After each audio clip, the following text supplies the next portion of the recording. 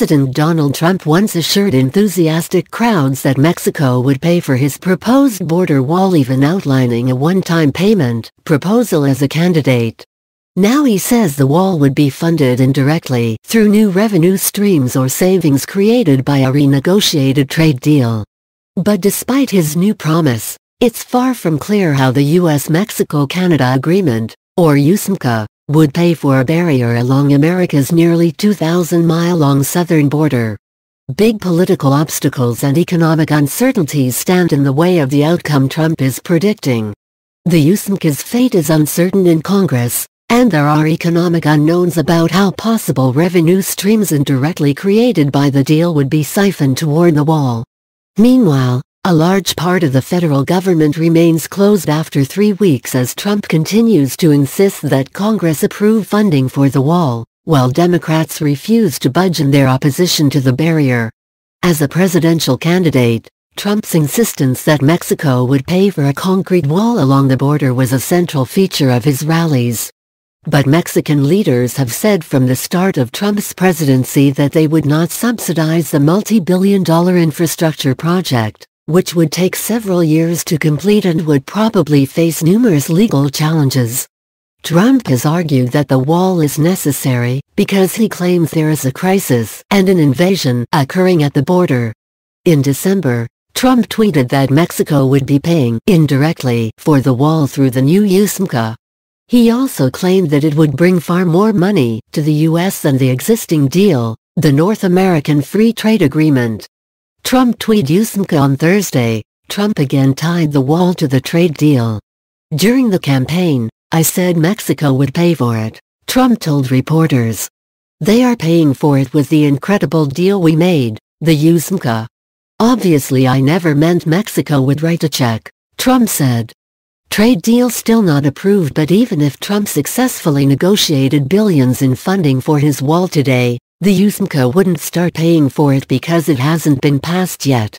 While Trump signed the deal in November, it has to be approved by both chambers of Congress before it can go into effect. House Speaker Nancy Pelosi, the leader of the new Democratic majority in Congress, recently called the deal a work in progress. The Washington Post reported in October that the USMCA is expected to go into effect in 2020. The deal reportedly leaves intact much of NAFTA, a trilateral agreement that Trump has long excoriated as among the worst ever made. Some of the biggest changes affect U.S.-Canada trade in the auto and dairy industries. New revenue uncertain if the NAFTA update is passed and subsequently ratified by all 3 countries involved. Experts aren't sure how any additional revenue or savings will be used to pay for a wall. I expect essentially zero change in revenue collected from tariffs arising through the USMCA, Chad Bone, senior fellow at the Peterson Institute for International Economics, told CNBC in December. Under both the existing NAFTA and President Trump's proposed New Deal, the United States charges zero tariffs on trade with Canada and Mexico.